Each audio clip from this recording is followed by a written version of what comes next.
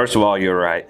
You did not bring the Hawaiian weather with you. It was cold, man. It's because it's sad to see me leave. That's why. It is sad. I came here, it was warm, and now it's cold. Since you've been in Hawaii, what have you learned from the island life that you bring to training or learning new things? I'm originally from New York, very fast paced. So being in Hawaii has really taught me to slow down, be kind to people. The aloha spirit over there, people are nice to people. Well, I just want to provide a high quality service. You also served in the United States Marine Corps, so I'm gonna say thank you for my freedom. All right. Yes, sir. Never really thought of it that way, but yes. Probably the biggest thing I learned was integrity. We're dealing with something on wheels. You make mistakes, trying to hide them just only makes you look bad. For those getting into dent repair or even taking training, what advice or encouragement would you give them? You gotta go all in. You have to be passionate and willing to put yourself out of your comfort zone, make things a little bit worse before they get better. Or just have that expectation that it's not something that you learn overnight. I've been messing around with this a little bit over the course of 2 years. Within this past 2 weeks, I've learned more over than that 2 years. Flipping that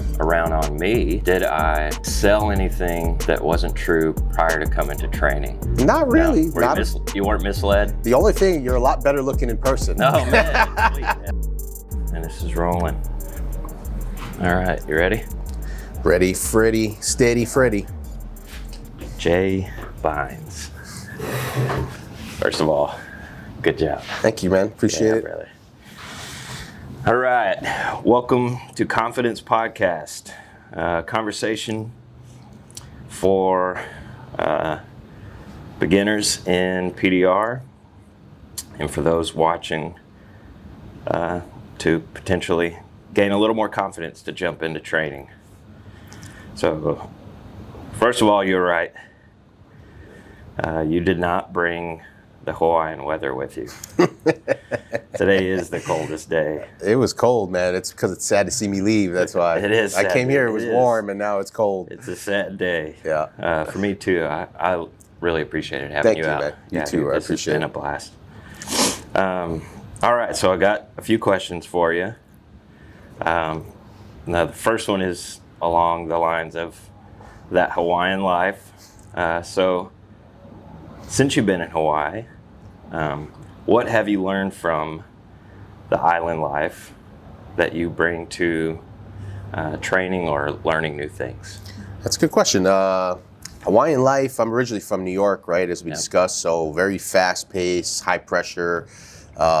So being in Hawaii for whatever, over 20 years now, has really taught me to slow down, to appreciate the small things, to, be kind to people. The aloha spirit over there, people are nice to people. And, to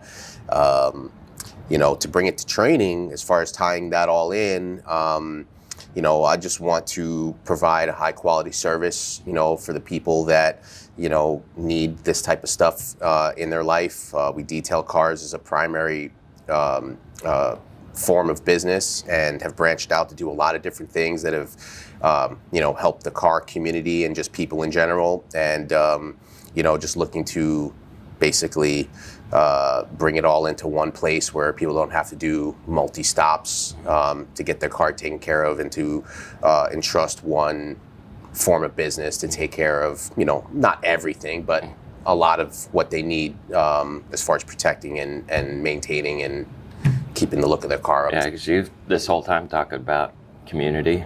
Yeah. So the islands are very close. Yeah, definitely.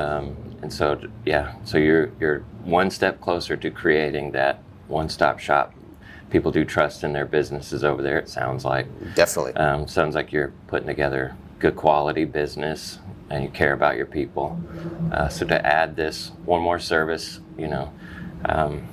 seems perfectly fitting. Yeah, that's killer, man. Definitely. It's not like that in New York. No. It sounds like it's not like it here. You know what I mean? It's getting away from that here. Yeah. It's weird, man. Yeah. Yeah. Which was I was telling you, I moved to Rhode Island in high school, and that was a shock because Abilene was very much like close-knit. Mm-hmm. Everybody knew the businesses, the owners, and the carpets rolled up 6 o'clock, 5 o'clock, 6 o'clock. And then when I moved to Rhode Island, that was a shock. It was totally opposite of that. But since then, coming back, even after moving to Vegas and then coming back to Texas, yeah, it's been like further and further away from that in this area, which is, you know, it's a little frustrating, but that's good that you're getting to enjoy that back home. So Definitely. all right, so you also served in the United States Marine Corps. My uncle, I would say, thank you for your service. My uncle would say, he tells people you're welcome for your freedom. And so That's a good comeback. So I'm going to say thank you thank you for my freedom. All right. Yes, sir. Never really thought of it that way, but yes. He's cool. sarcastic, dude. Yep. Yeah. So you can imagine, he served in the Navy first, got out and then served in the Army.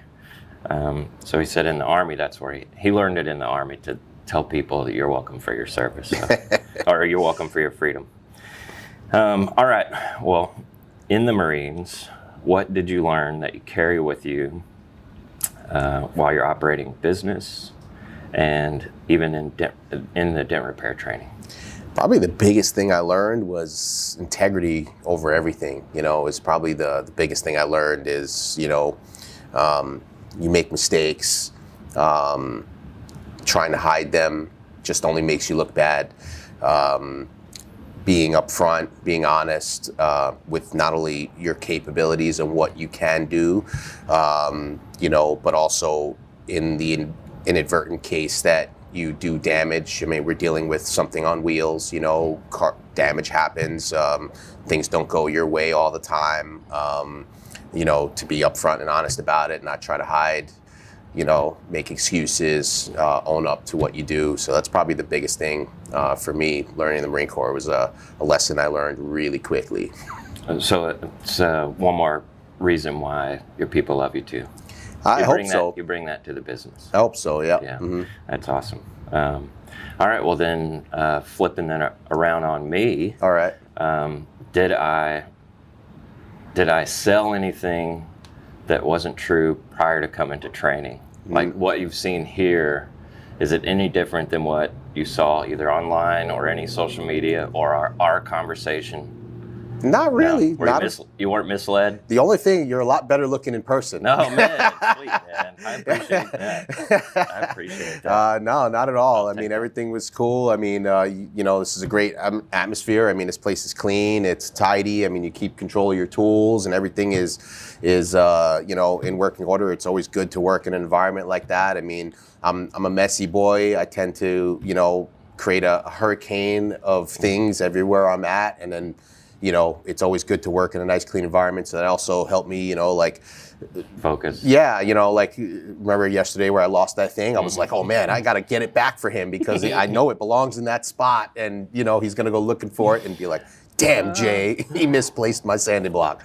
So that's awesome. Yeah, no, other than that, I mean, everything was great. Yeah. Okay. Yeah. So,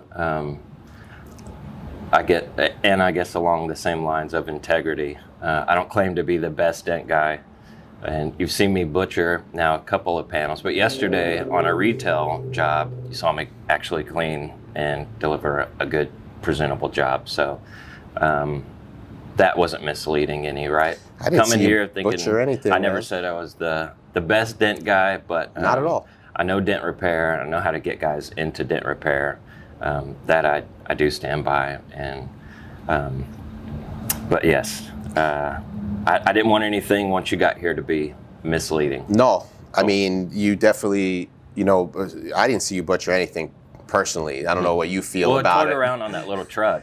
What's that? I toyed around on the little truck. Yeah, but that thing was it was tough. That was that was not even something that, you know, you were doing that for the customer.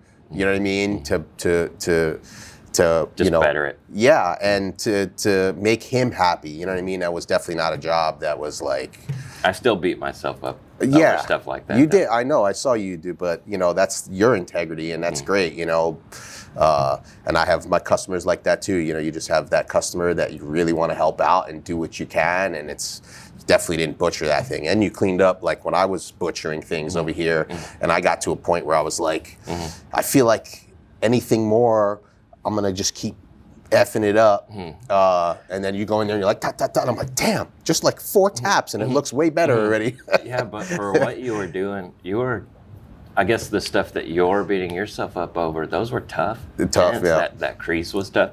Excuse me, that large one over there on the side of the hood, those were tough. So, but the challenges that we did, like on the fender and on the door, you're cleaning all that up. Nice. You know, so for what this is, Introduction to Dent Repair, you far exceeded expectations, and I know those are probably the types of repairs you're going to take on at the shop. Yeah. And so I know your people have a good dent guy coming into town. So future good dent guy. Still got a lot to iron out. No, dude, I appreciate you're it. way better than you're giving your credit. Thank you. Giving yourself credit for. Yeah, you killed it here.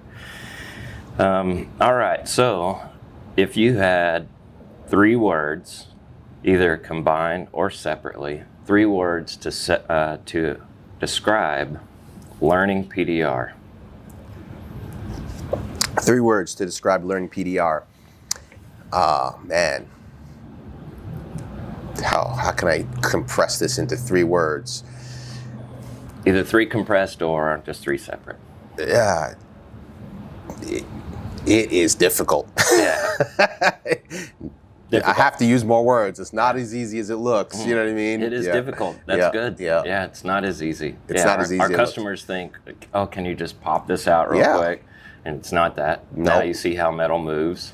So easy to put it in. It's like, boom. Can I just undo that? Yeah. No, it doesn't work that way. And yesterday you were saying, you know, it is like a push up, knock down, push up, knock down. It is a back and forth, tug of war. So, yeah, it's not easy. It is difficult. It is, but most art is. Yeah. Right. Yeah. Yeah, and this is an art. Yeah, for sure. It's most definitely an art. So I think you're a great artist. Thank you. Yeah, man. I think you did great. All right. So, what tool or technique did you like the most in training? What tool did I like the most in training? You know, definitely coming into here, I had no rod experience, very little. So if I had to name one thing, it would be using the rods, you know, coming in here and learning which rod does what and, you know, how to practically use them, you know, textbook style, but then also to, you know, fly off the handle and get a little creative and get a little creative with how it works. So I would probably say that was the biggest growth in my knowledge and confidence was, you know, learning the tools, specifically the rods, on how to apply them to the car. Did you end up liking sharper tools? Yeah, I mean, the sharper tools definitely, you know, had their place. I noticed that, you know, I tend to, being a detailer, not want to F things up and, you know, make it worse. So to go with more blunt objects in the hope of, you know, making the damage less visible, it actually, you know, kind of, I mean, you got to use both, but those sharper tools definitely had, you know, to clean it up, you need them. And you're not cleaning it up without those sharp tools. So those are 2 things from the very beginning. You did say coming into this, I want to use more rods, which you did, and you did great. And then you were also, at the beginning, you know, a little more concerned about causing damage, and so you went to blunt tools, but towards the end you were grabbing sharp ones without even thinking about it. Yeah, and that was mostly because, of the fear, and every time when I've messed with them in my own environment is bringing it up too high. I'm always trying to go for that perfect push or whatever it is, or pull, and then when you don't get it because it goes high or whatnot, then to reverse that damage, it's scary. So when you say sharp tools, I was like, ooh, you know what I mean? Because I saw what I did with blunt tools. But dude, so number 1 in both push, or on all 3, pushing, knocking down, and glue pulling, precision is the number 1 thing. For sure, and so yeah, even if you have the sharpest tool in your hand, one thing that you do have that you've excelled in is your precision. So I know you mentioned early on finding your tip was an issue, but dude, you're just past few days just grabbing tools and getting on panels and just going at it without even thinking about it. So if you do excel in finding your tool tip and precision. So I think over time you'll really grow to love sharp tools. So I could definitely see that. Yeah. all right, so for those getting into dent repair or even thinking about dent repair, what advice or encouragement would you give them to either getting into dent repair or even taking training? Yeah, I mean, definitely it's you got to go all in. You know what I mean? Don't half-ass it, because there's no way you can half-ass, this kind of thing, and you just have to be passionate and willing to, put yourself out of your comfort zone, make things a little bit worse before they get better. So just have that expectation that it's not something that you learn overnight. I've been messing around with this a little bit over the course of 2 years. Within this past 2 weeks, I've learned more over than that 2 years of doing it myself. So coming to a dedicated training, having somebody over your shoulder like yourself that, sits here and is like, hey, you know what? This is a demo panel. Go ahead and give it that extra push. You know what I mean? This isn't a customer's car. No one's here that's going to say, you effed it up. Now you got to repaint my hood. You know what I mean? So that really goes a long way in giving the confidence to, push it to an extreme. You know what I mean? Because I was working on my own car and I didn't want to F up my own car either. Man. But, when you work on your own car and you fuck it up, excuse me, it's like, oh, it's my car. But, when you have a hood like this off of a car, it doesn't belong to anybody. A little bit different to get that, A little less pressure. Yeah, exactly. And then to realize at that point that it was like, oh, you know what I mean? We can undo that. You know what I mean? So yeah, you gotta allow yourself in here, the lab, you gotta allow yourself to push a little harder so we can start programming that spectrum of what's not hard enough and what's too hard. Right. Yeah, you gotta experience it. You gotta see paint crack sometimes. You gotta see highs that you can't get out of and stretched metal you can't get out of. You learn a lot in that. So training, yes. So I was one that didn't get any training, and so it took me years to finally start putting things together. So that's, yeah, I highly encourage it too, and it's an investment. But this is set up to, speed things up, and get you going in the right path faster, because I don't want people going through that trial and error phase for very long. Yeah, it's tough. Yeah. It's not easy, and it's you go through that and you want to give up. You know what I mean? So yeah. Well, before we go, any questions for me or any statements? Statement to the people watching this. Dean's a great guy. I totally 100% back that you'll have a great experience here with him, and I definitely recommend PDR training with Dean. Awesome, brother. Thank you, You man. did a great job. Appreciate it. Congratulations. Thank you. I know you're going to be a great addition to your island people. I hope so. All right, man. Thanks, you guys. It was always me versus me. It was never me versus you. Misunderstood. Get up, had to beat those eyes. Got up and I beat those eyes. It's understood. It was always me versus me. It was never me versus you. And now I'm good. Wake up and I do my part. Wake up and I do my job just how I should. It was always me versus me. It was never me versus you. Misunderstood.